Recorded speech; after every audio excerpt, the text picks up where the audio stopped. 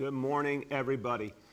Listen, we've said it so clearly. Vaccination is the key to our recovery. Bringing back New York City, a recovery for all of us, depends on vaccination. From the very beginning, I've said, it's up to you, New York. It's up to New Yorkers to get it right, and New Yorkers have answered the call time and time again. New Yorkers have done the right thing, and now our city employees are doing the right thing. We said we would climb the ladder of vaccination mandates to help us move forward, to keep our employees safe, to keep all the people they serve safe, to keep their families safe, our neighborhoods safe, our city safe.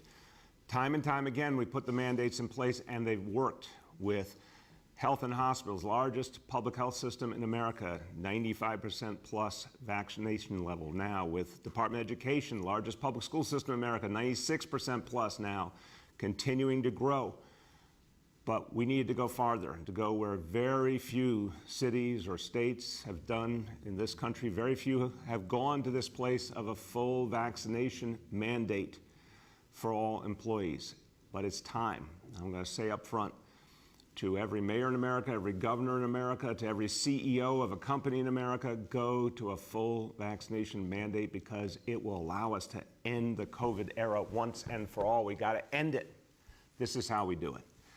So now we know we have real results from this mandate, and as of today, 91% of our city workforce is vaccinated, 91%, and growing, and that's important, and growing. We want everyone to do the right thing, get vaccinated.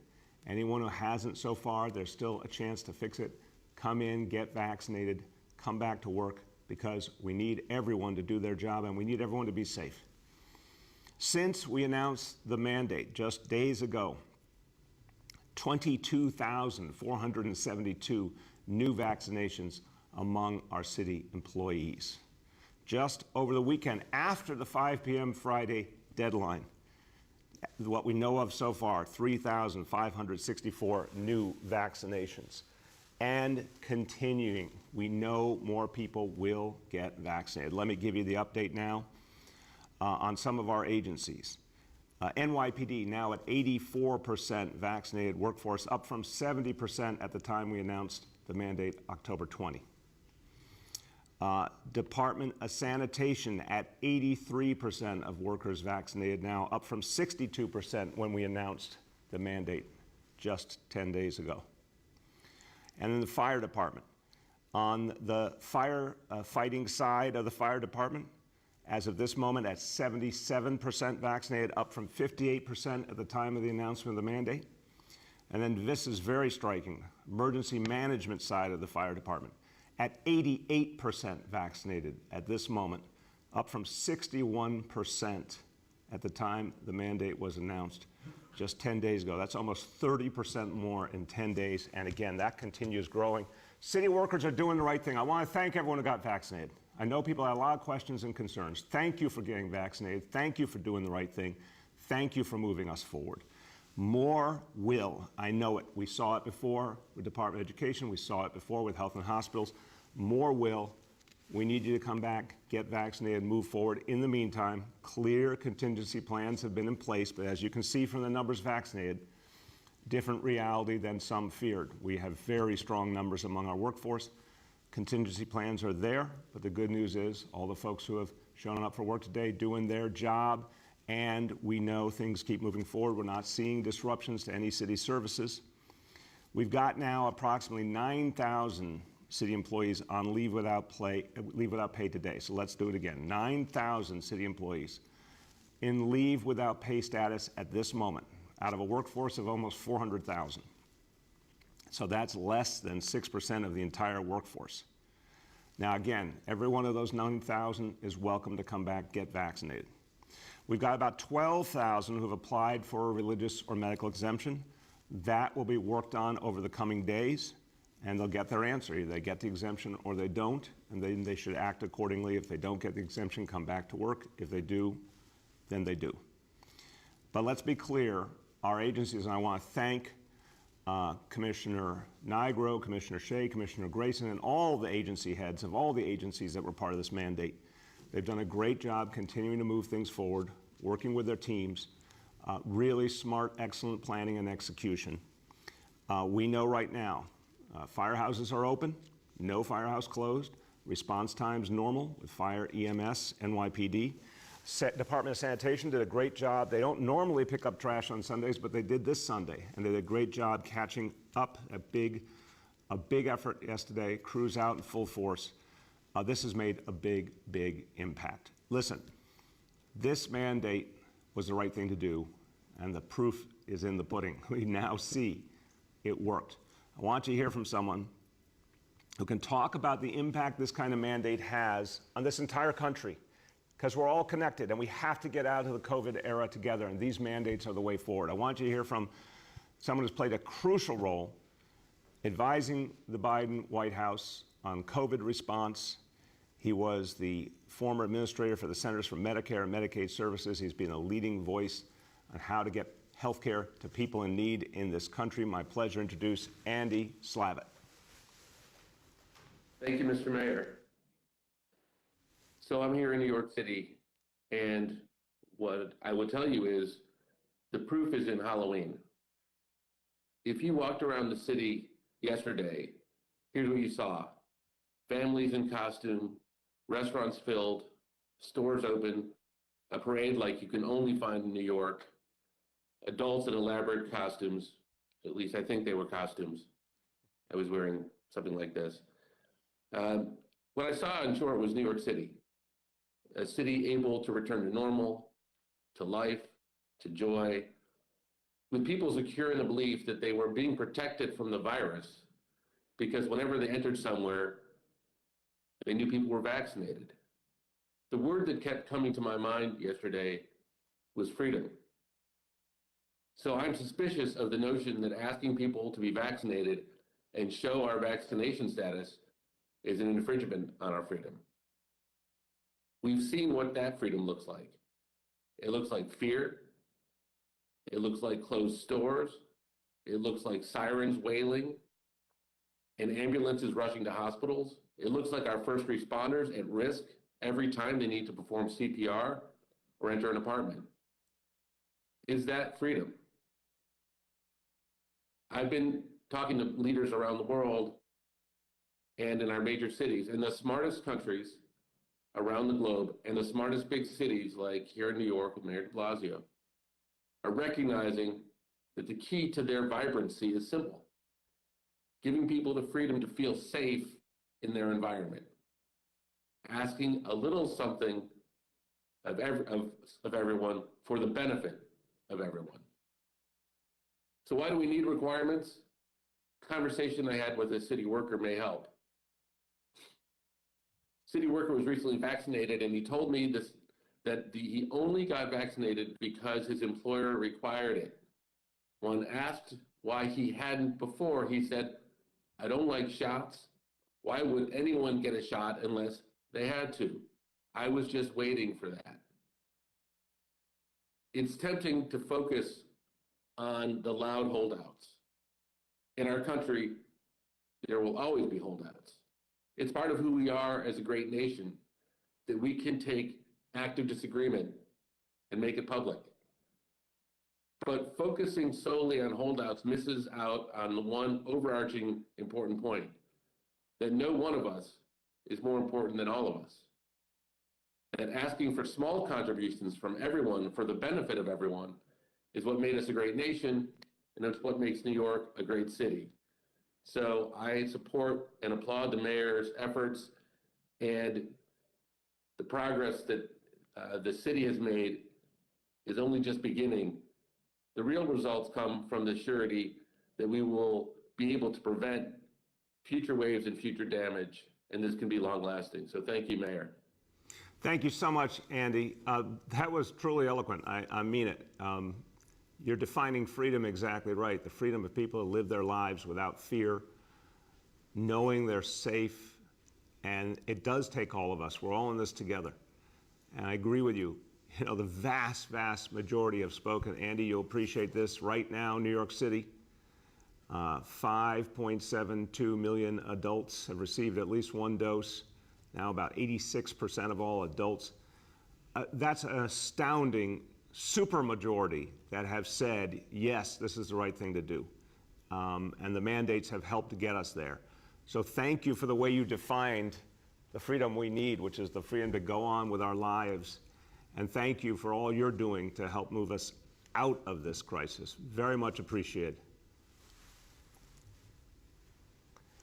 All right, now everyone, I want you to hear from someone who from the beginning believed in these mandates, and he knows a lot about the work that our city workers do because he's chair of the City Council Sanitation Committee. He was out talking to sanitation workers in recent days about how important it was to get vaccinated. Really appreciate his leadership and his voice. He's a council member today. He's about to be formally elected the borough president of Brooklyn. My pleasure to introduce council member Antonio Reynoso. Thank you so much, Mayor de Blasio. And I just want to say, Andy, that was absolutely amazing. Thank you so much for your words. This is what folks need to be hearing right now. I want to talk about New York exceptionalism.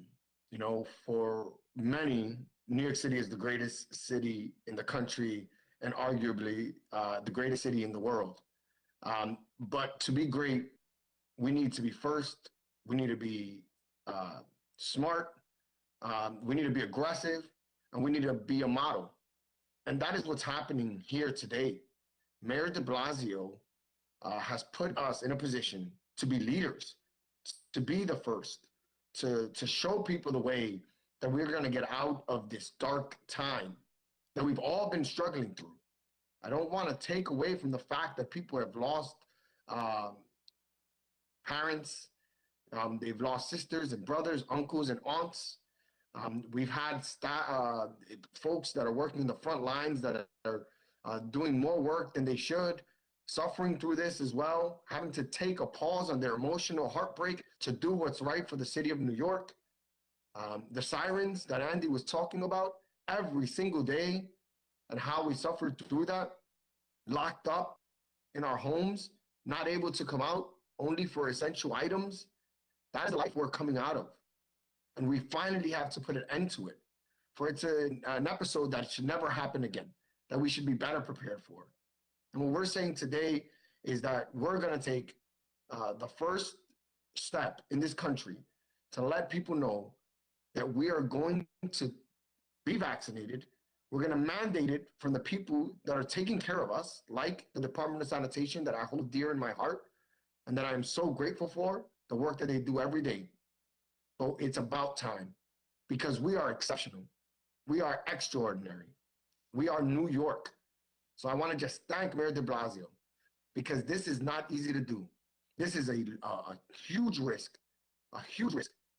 that is going to get us the highest of rewards.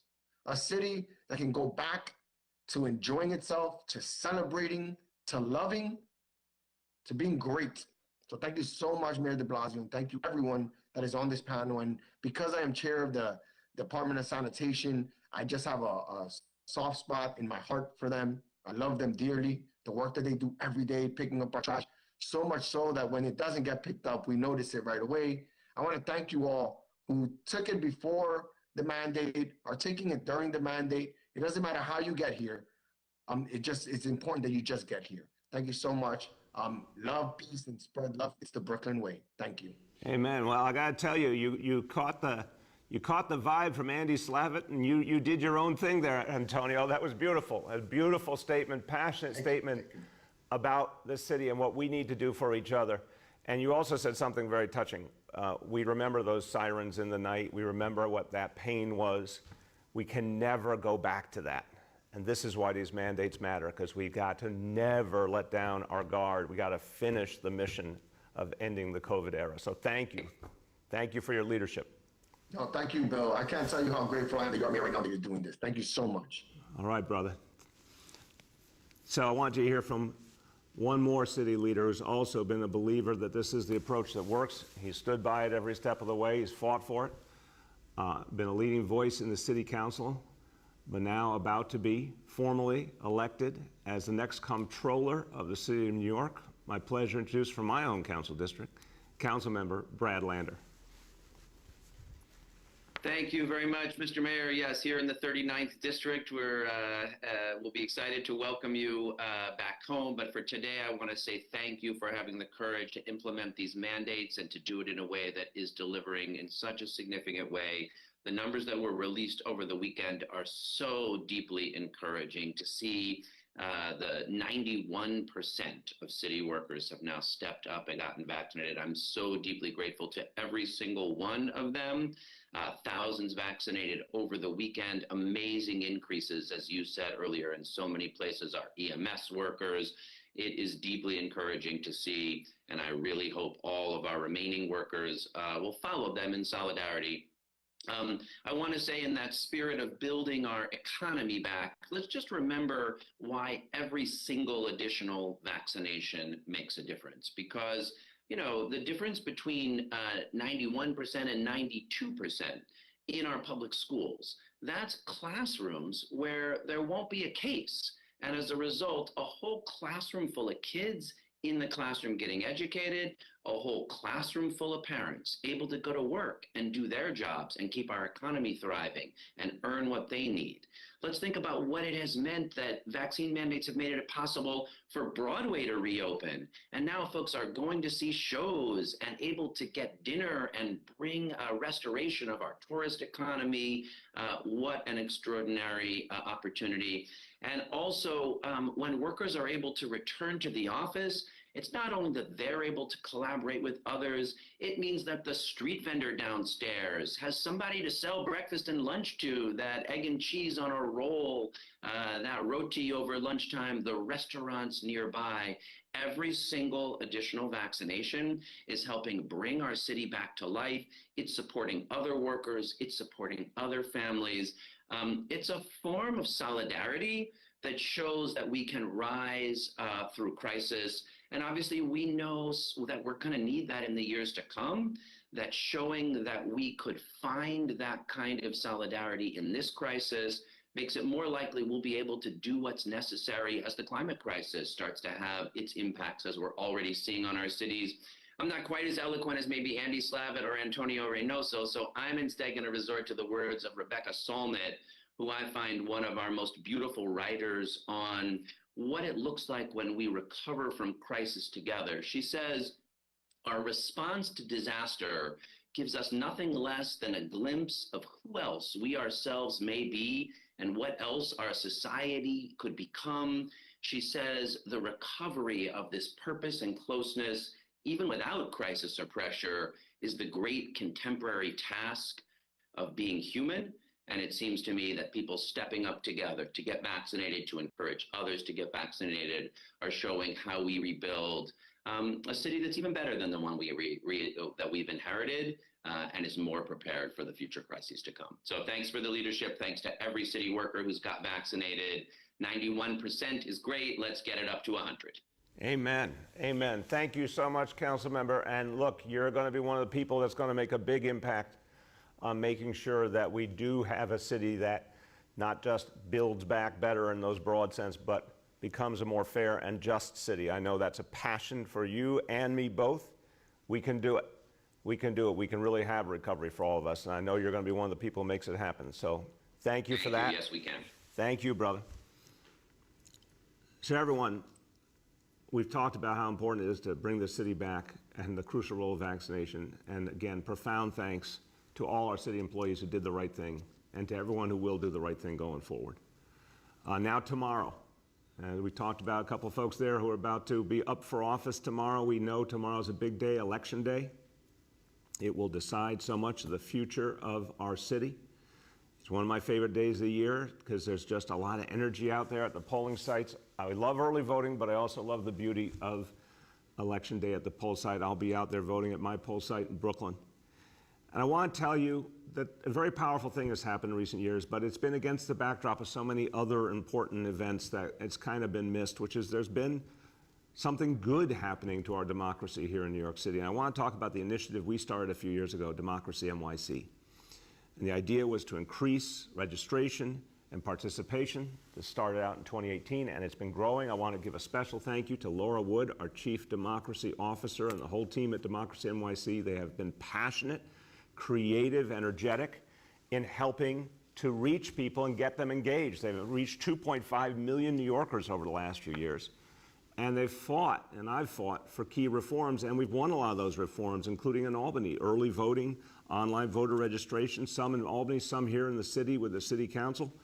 Online voter registration, automatic voter registration, restoration of voting rights, pre-registration for 16-year-olds. These are big deals. These are the things that get people to renew our democracy and be engaged. And we're tearing down barriers that existed for a long time. And we actually have an opportunity tomorrow with the ballot measures to tear down more barriers and make voting even easier. And we need to do that. I got to say, even in the middle of COVID, our Democracy NYC team was out there encouraging people to vote, making sure it was safe, doing it the right way. And we saw it in 2020 and 2021, voter turnout up, turnout in the 2020 presidential election higher than in 2016, even in the middle of a pandemic. This city represented, this city showed an extraordinary spirit to participate. Turnout in the recent mayoral primary, highest in the last 30 years, amazing. So if you voted already, early voting, thank you. If you haven't, tomorrow's the day. Polls are open from 6 a.m. to 9 p.m. You can go to findmypollsite.vote.nyc to get information on where to vote, and everything's on the ballot. Mayor, public advocate, comptroller, borough presidents, city council, DAs, judges, great candidates on the ballot. I'm really excited about the future. I am very excited, and I've made it clear. The people will speak tomorrow, but I have a very strong view that they will choose Eric Adams, and I look forward to working with him on a strong transition. But I also don't want folks to forget the ballot measures that are on the ballot. 5 important ballot measures that speak to some of the most important things that we face. The fight against the climate crisis, a powerful ballot measure to address the need to focus even more on stopping the climate crisis. Ballot measures that will strengthen our democracy, make it easier for people to participate. I'm urging a yes vote on all 5 ballot measures tomorrow. I think they will make a big difference for all New Yorkers. And if you want to learn more about them, go to voting.nyc. Okay, let's go to indicators as we do every day. And with the good news, number 1, doses administered to date. We hit the 12 million mark and we kept going. 12,074,742 doses administered to date, more to come. And as early as the end of this week, we'll start to reach the 5 to 11-year-olds, which is really exciting. That's going to be so good for the families of this city. Number 2, daily number of people admitted to New York City hospitals for suspected COVID-19. Today's report, 91 patients. Confirmed positivity, 17.17%. Hospitalization rate, this is striking. Hospitalization rate per 100,000 people, 0.57. That is amazing. And again, we need it to keep going down. We need more vaccination. This is how we keep protecting ourselves. And finally, new reported cases on a 7-day average. Today's report, 698 cases. Few words in Spanish about the vaccine mandate and our public employees stepping up and getting vaccinated. Nuestros increíbles trabajadores de la ciudad han demostrado de nuevo su compromiso de mantener segura su ciudad. Casi todos los trabajadores de la ciudad, el 91%, están ahora vacunados contra el COVID. Nuestra ciudad es cada vez más segura. With that, let's turn to our colleagues in the media. Please let me know the name and outlet of each journalist. We will now begin our Q&A. As a reminder, today we're joined by Dr. Dave Choksi, Health Commissioner, Dr. Mitch Katz, President and CEO of NYC Health and Hospitals, Laura Wood, Chief Democracy Officer, Dermot Shea, NYPD Commissioner, Dan Nigro, FDNY Commissioner, and Ed Grayson, DSNY Commissioner. And with that, we'll go to our first question from James from Pix 11. Hey, good morning, Mr. Mayor, and everyone on the call. Happy new month. Happy new month. Is that we have a new phrase, happy new month. Happy November, James. Congratulations to the coveted leadoff spot. Okay, I'll take it. Thanks very much. The firefighters unions are saying that a big part of a problem for them and their members is that they were only given 9 days to comply with the vaccination mandate, as opposed to the 30 or more days that, for instance, DOE and Department of Correction employees have been given. Can you, and maybe Commissioner Nigro as well, please respond to this complaint and how these members are also saying for them this could be a life-changing decision because they may decide whether or not to retire based on this decision, and they only had 9 days in which to do it. Well, James, I appreciate the question. I'll start and I'll turn to Commissioner Nigro after. I mean, right now, again, among firefighters, 77% have gotten vaccinated. Among EMS, 88%. I think that is extremely clear evidence that there was enough time to make a decision and people made the right decision overwhelmingly, and others will come in now and get vaccinated. Remember, first, we asked our public health workers to go get vaccinated under mandate. Then we asked everyone who worked at Department of Education, our biggest agency, and we kept saying we're climbing the ladder. There's more to come. There was lots of time for people to think about this. We had the phase of vaccinate or test. There was lots of time. There were lots of incentives. But it's been quite clear this was the direction we're going in. And it's the right thing to do. So I would argue, in fact, people had plenty of evidence to make a decision on. And we welcome them now to make the right decision if they're not yet vaccinated, protect their careers, doing incredible work in the most amazing agencies in the world, really. And it's time for people to come in and get vaccinated. Commissioner Nigro. Maybe on mute. Dan Nigro. We may have it. Okay. There you go. Thank you. Here I am. As far as the time goes, back in December of last year, we fought very hard to get to the front of the line, as we should be, and offer the vaccine. We opened our own sites to vaccinate people. So for more than 10 months, every member of this department has had every opportunity to be vaccinated, as they should have been. So this 9-day issue is somewhat incorrect. Members have had 10 months to be vaccinated. I think that's plenty of time, and they can still be vaccinated now and come off. Those who are on leave without pay would then come off leave without pay. So we implore them to take advantage, come here, get vaccinated, and move on. Amen. Amen. Go ahead, James. Thank you both for that. Also, on behalf of my colleague Nicole Johnson, this is for you, Mr. Mayor, and for Commissioner Shea.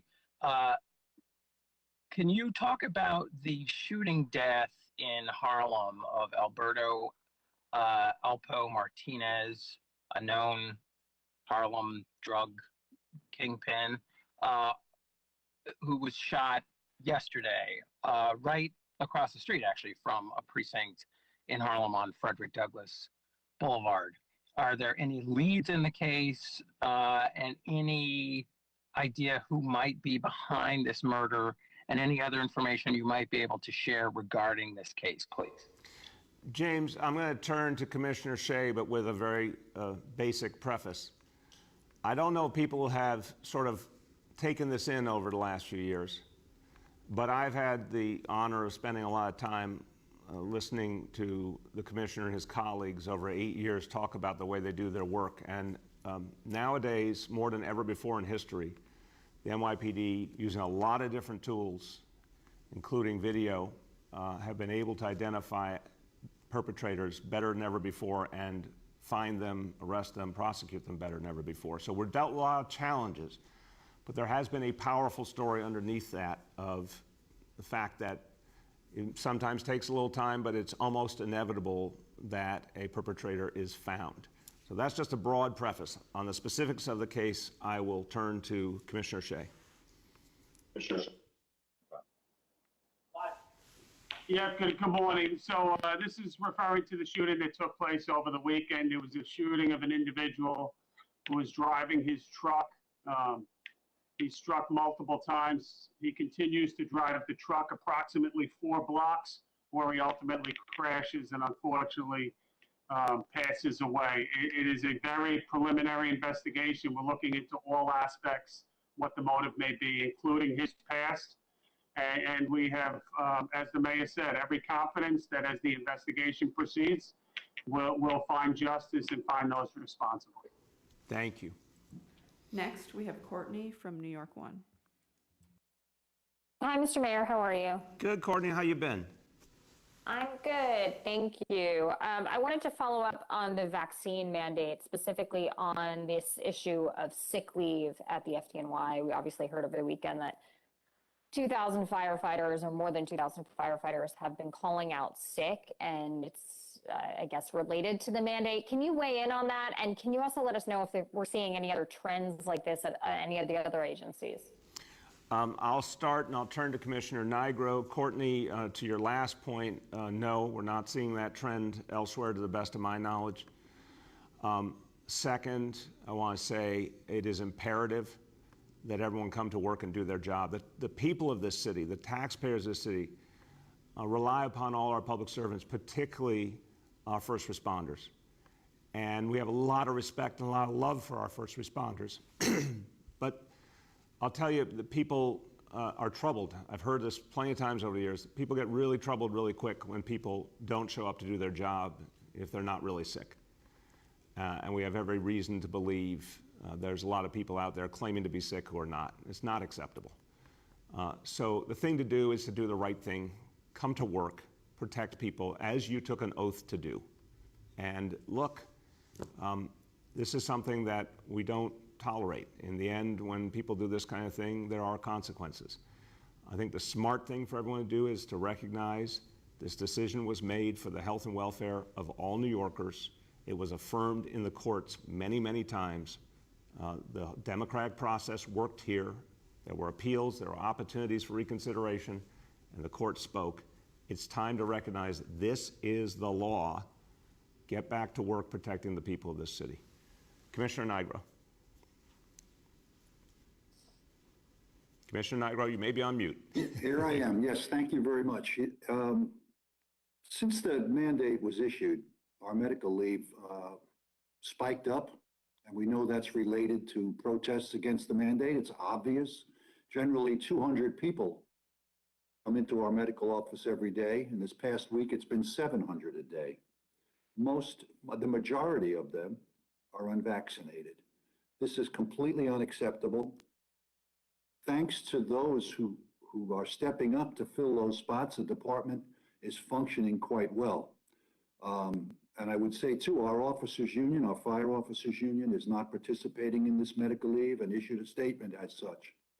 And our EMS unions are not either, but our firefighters most definitely are. I asked them to rethink this, to remember their oath of office. It's not only affecting the people they serve, it's affecting their brothers and sisters in the department who are forced to fill their spots day in and day out. And thank goodness for them. Thank goodness for them indeed. Go ahead, Courtney. I guess continuing on this line of questioning, I'm curious if there's some fear if you have more than 2,000 firefighters not coming into work, how this will affect companies and how will it affect response times as well. The same goes for PD. When I realized, that the vaccination rate ticked up a lot, which is great, but you still have 16% unvaccinated. So what's that going to do for NYPD response times as well? I'll start and I'll turn to Commissioner Shea. Courtney, I want to commend Commissioner Dan Nigro and his whole team. I want to commend the union leaders who are doing the right thing. Very powerful statement by one of the EMS union leaders about the need for people to get vaccinated.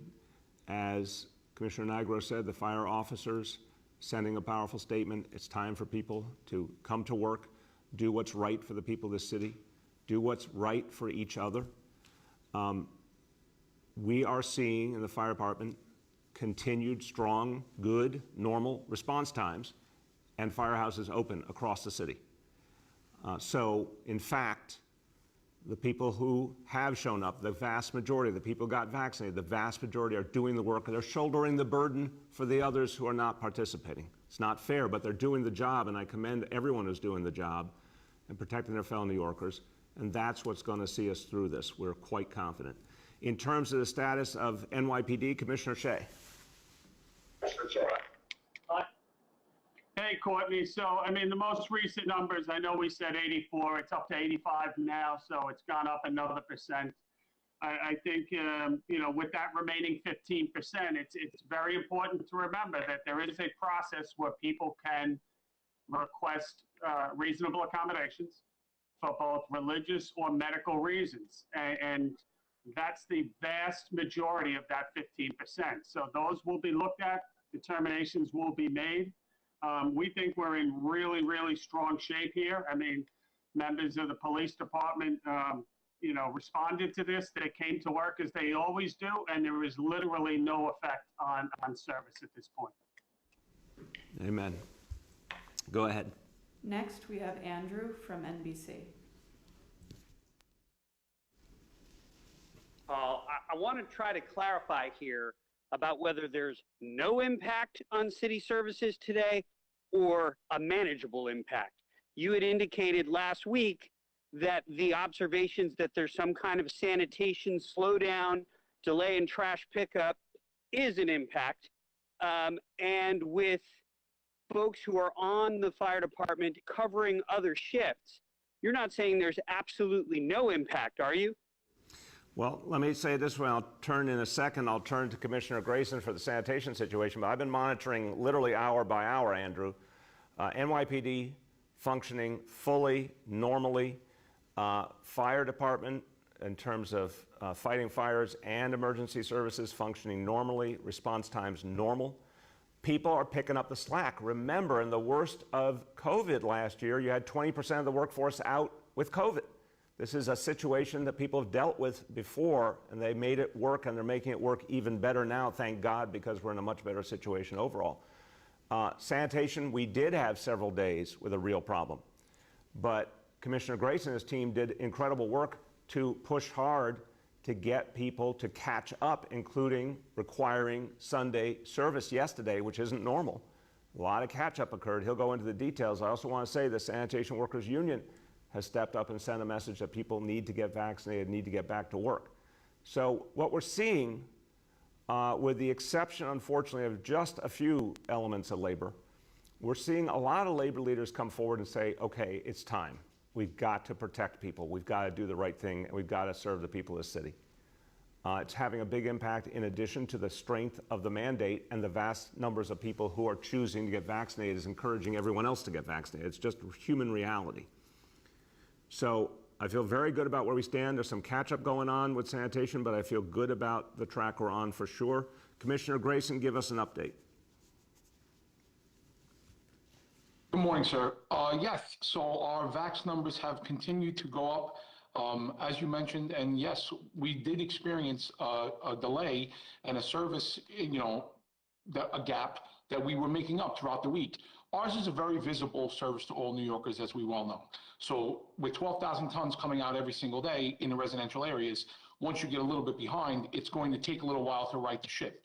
We have full staffing in place throughout the weekend. We did work the extra service day on Sunday to do the best we can to catch up. And as we push forward into this week, we've had a huge increase from the time the mandate was issued into now, up to a little over 20% where we are from when the mandate was issued, and that number grows by the day. So the mandates have put us back into a very healthy position as far as available manpower.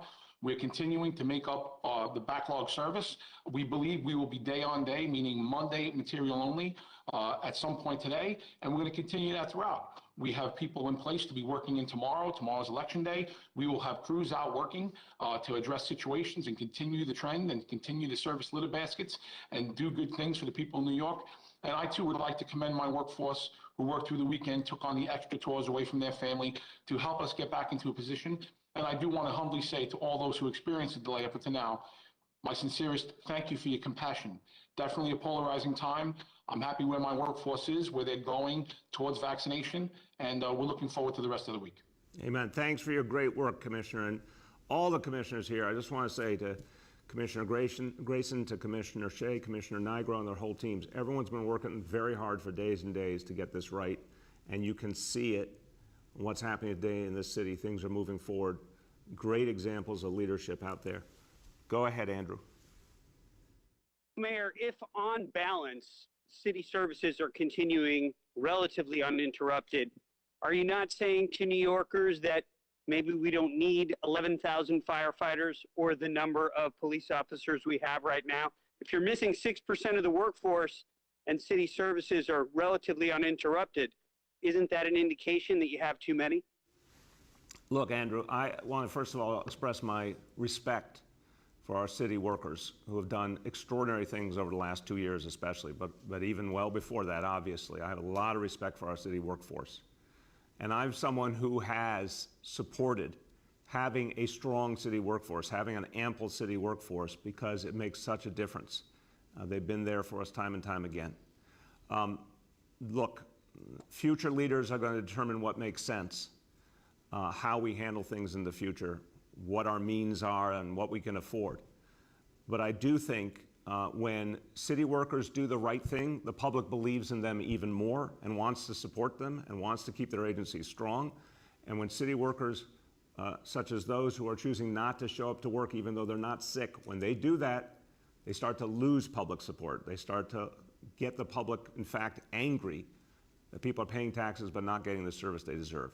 So if anybody out there is faking being sick, you're doing the wrong thing for yourself, you're doing the wrong thing for your department, and you're sending a message to people of the city, and they're receiving that message and they don't like it. So everyone needs to get back to work. Next, we have Juliet from 1010 Wins. Yes, hi, good morning, Mr. Mayor and everyone on the call.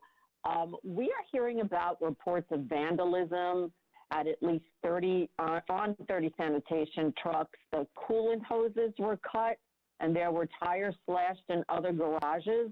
I was wondering if Commissioner Grayson can fill us in on that, if that is in fact the case, and if there is an investigation. Juliet, before turning to Commissioner, I'll just say this, and I appreciate the question. Anything that's going on, we're going to respond to immediately and tell the public what's going on. In the last 48 hours, there's been a lot of misinformation out there. A lot of reports, firehouses closed when they weren't closed, a lot of hearsay, honestly.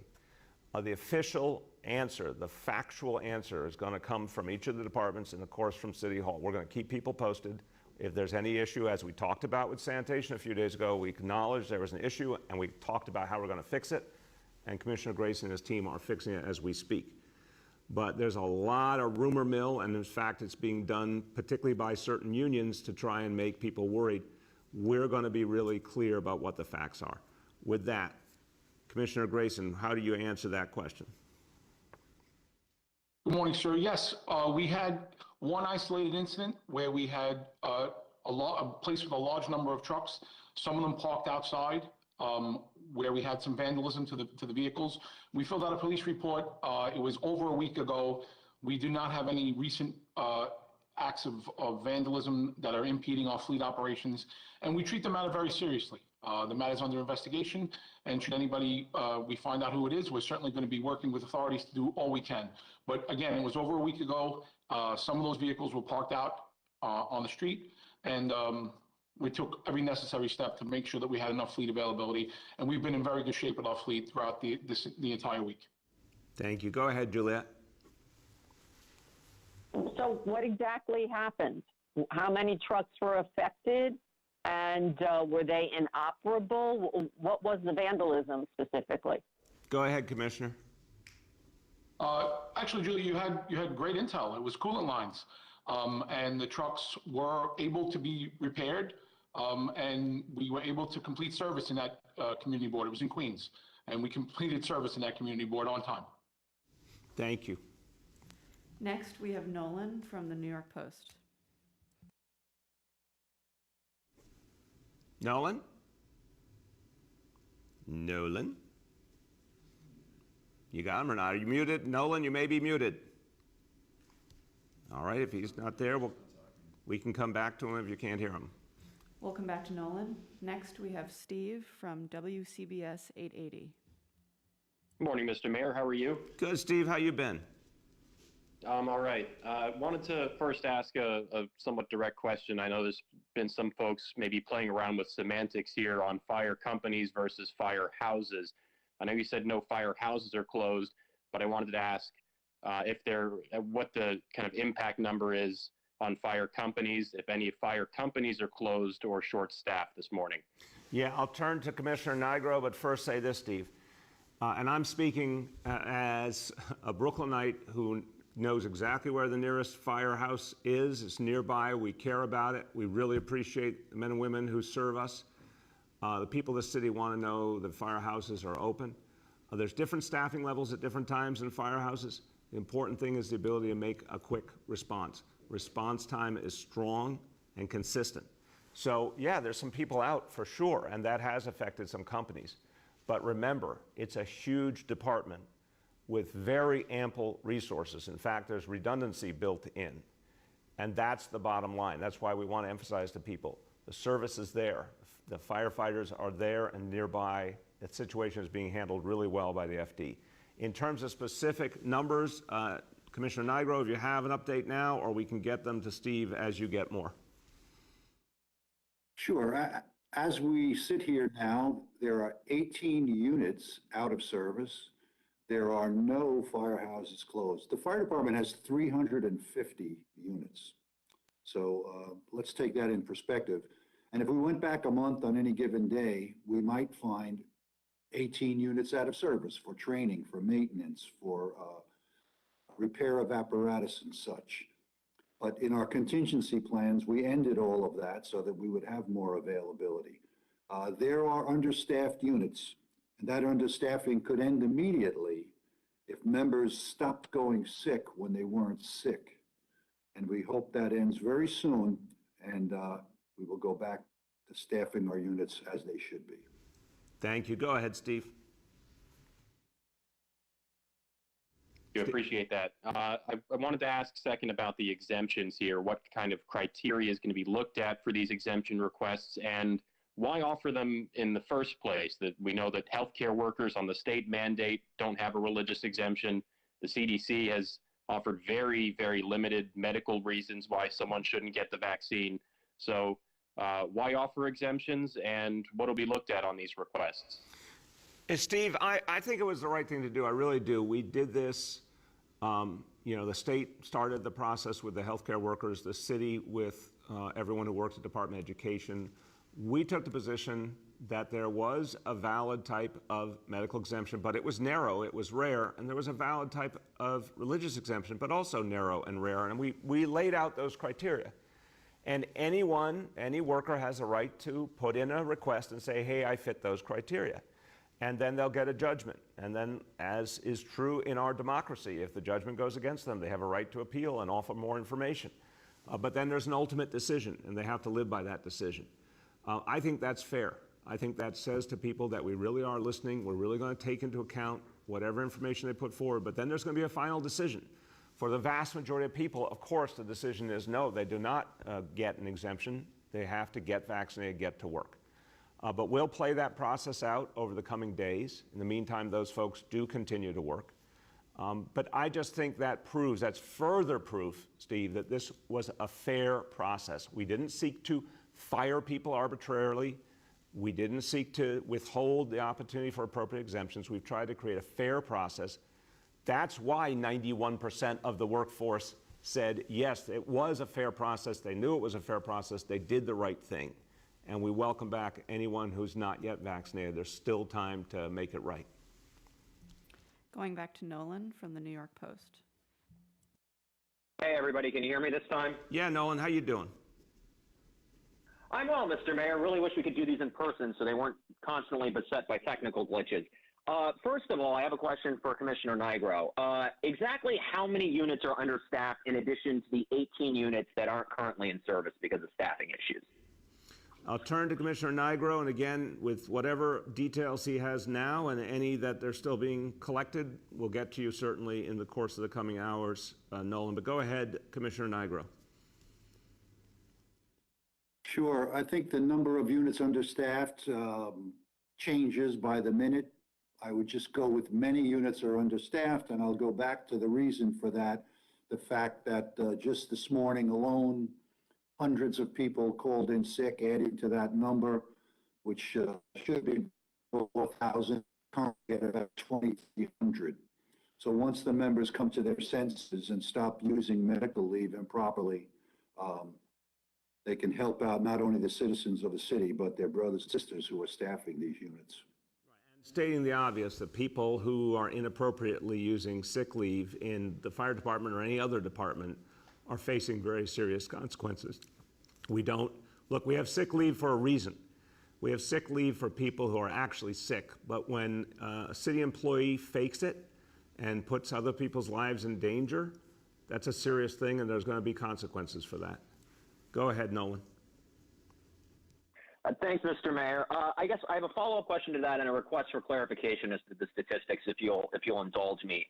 First of all, how many members of the police department and of the fire department are currently out on unpaid leave, separate from the request for exemptions?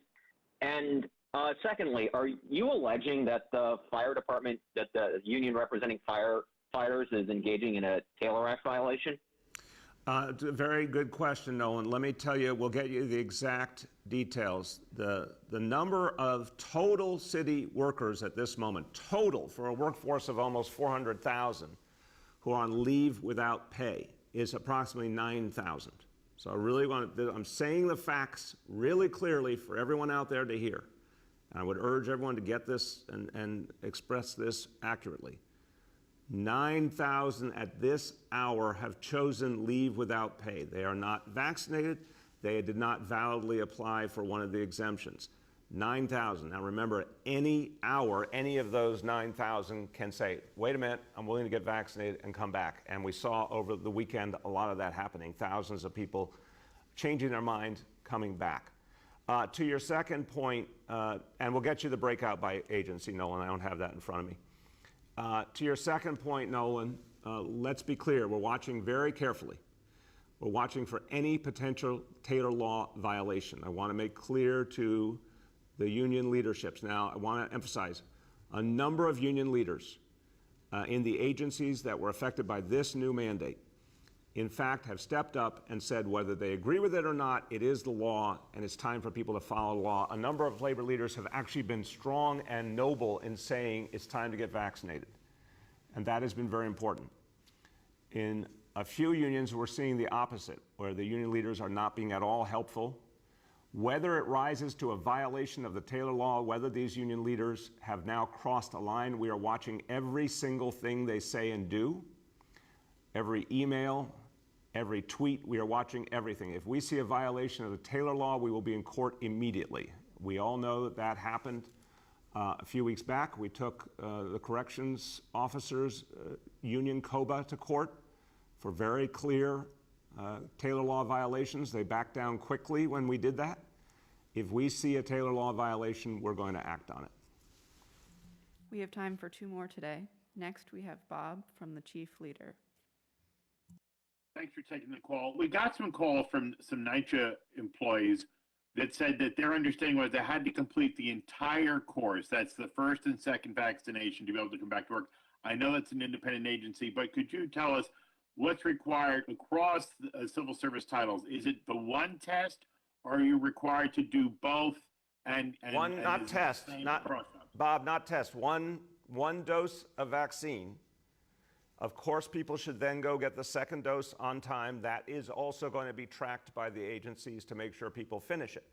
But to come back to work, to get your pay back, to be in good standing, you need to get that first dose. People could do that in a matter of minutes. So anyone who right now is on leave without pay who wants to correct could go down to any number of sites, get the dose, get the card, and get back to work and get their pay back. Go ahead, Bob. And then the other thing, this is a little granular, but Local 1549, Eddie Rodriguez, DC 37, they represent the 911 call takers and dispatchers who've been so slammed through the pandemic. He had mentioned to me last week 500 of the 1,400 critical essential workers had not been vaccinated. Would the Commissioner Shea have an update, or would you know? I'll see if one of the commissioners has an update on that number. Again, we saw an immense amount. I don't know when you talked to him, Bob, but I want to remind you, in the course of just days, we saw thousands upon thousands of vaccinations. We saw a huge uptick. So unless that information is very recent, it might be very different than you think. But does any of our commissioners have an update on that? Okay, we'll get that for you, Bob. We'll get. All right, yeah, Okay. Go ahead. Commissioner Shea, is that you? the recent numbers, it is, the numbers I had from this morning were on the uniform side of the police department. We had 34 people placed on the no pay status as of this morning. I would remind people that's 34 out of roughly 35,000 workforce. On the civilian side, it is slightly higher rate. It's 40 members were placed on no pay out of roughly 17,000 employees. That's very fluid. That could go up as the day goes on. It could also go down as people get their vaccination status. Regarding the 9/11 operators, we're in good shape. We're monitoring that closely. And again, I just remind people that what you're forgetting is the reasonable accommodation component of this. And then we expect, as those cases are reviewed and people are either granted or denied, certainly in the case of denied, people will choose to get the vaccines. Thank you very much, Commissioner.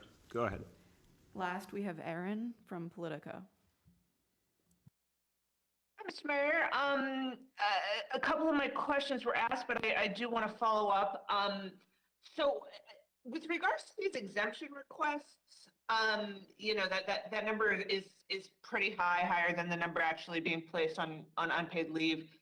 Is there a deadline, a specific time at which you'll have these decisions made, and then, you know, those who are denied are put on unpaid leave? And are you expecting, I mean, you've talked about the exemptions being very narrow, so are you expecting any substantial portion of these people to get the exemptions, or do you think most of them are going to end up in the same situation as the other 9,000? A really important question, Aaron. Thank you. One, you know, there's a number of requests. They have to be reviewed individually. There's an initial determination. If the employee wants to provide more information, wants to appeal, I mean, there's several steps in the process, so it will take days to play out for sure. And then, as Commissioner Shea said, someone, if they're denied, has the opportunity right then and there to decide, okay, now I'm going to get vaccinated. So there's a bunch of steps, substantial numbers we have to work through. We have to do it carefully and meticulously. It will play out over days. I don't want to prejudge except to say what we know from previous experience is that it was, certainly looking at Department of Education, we got a lot of requests for exemption. Relatively few were granted. The religious exemptions are pretty narrow criteria that we believe are very accurate, very fair. So I think you'll see a number of people ultimately find that the exemption is not approved, and then they still have that chance to correct, get vaccinated, come back. Go ahead, Aaron. Okay, thanks. And then with regards to the firefighters calling in sick, first of all, just one point of clarification because Commissioner Nigro was breaking up for a moment.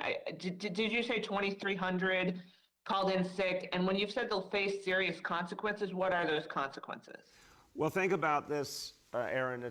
There's disciplinary measures that can be taken in any agency, and if someone is faking sick leave, and that means they're, at that moment, they're AWOL effectively. They're not where they're supposed to be, and there has to be a consequence for that. So that's something every agency has their own approach to, but I want to be clear. This is serious stuff. If someone, first of all, if someone is out sick when they're not really sick, they are literally potentially harming their fellow New Yorkers because we need them where they should be. Their fellow members of service need them where they should be. If they are doing something that violates the standards of their own department, that violates their oath of office, if they're doing something that endangers other lives, the biggest thing they should be worried about is the moral question. Why were you not there when people needed you? And the danger of not being there. But on top of that, as employees, if they lied to the department, there are real consequences. There's a normal disciplinary process around that, and there's real consequences. Commissioner Nigro, just to clarify the numbers at this moment of folks who are out sick, could you do that again, please? Sure. As of this morning, the total number was 2,300, which is a phenomenal number. which I say should be under 1,000. And this all happened from the day the mandate began to now, has continued day in and day out. And as you said, this is the biggest consequence here for each individual is their moral consequence, but the department is not without tools to look into discipline for these members. So I would implore them for both reasons. If you're sick, you're sick. It's a dangerous job. I get it. If you're not sick, I want to see you back at work. Amen. And I want to say to all New Yorkers, Dan Nigro has literally devoted his entire life, his entire adult life, and this is a striking example. His whole adult life has been in service of the people of the city, protecting the people. His father before him, a firefighter his whole adult life. This family's done so much for New York City. He's saying it. If there's anyone who can speak with authority about life in the FDNY and how important it is for members to be there for each other, it's Dan Nigro. He's sending a message to his members, his employees, very clearly. If you're not sick, you have got to come to work for the good of all New Yorkers. And we're going to make sure to keep the city safe. I want to again commend Commissioner Nigro, Commissioner Shea, Commissioner Grayson, all the commissioners, all the people in city agencies who are making sure the city is running well today, and it is. And I want to thank every city employee who did the right thing and got vaccinated. I want to say to anyone who's not yet vaccinated, come back, get vaccinated, join us. We want you to be safe. We want your family to be safe. We want this whole community to be safe, and we want to move New York City forward. Thank you, everybody.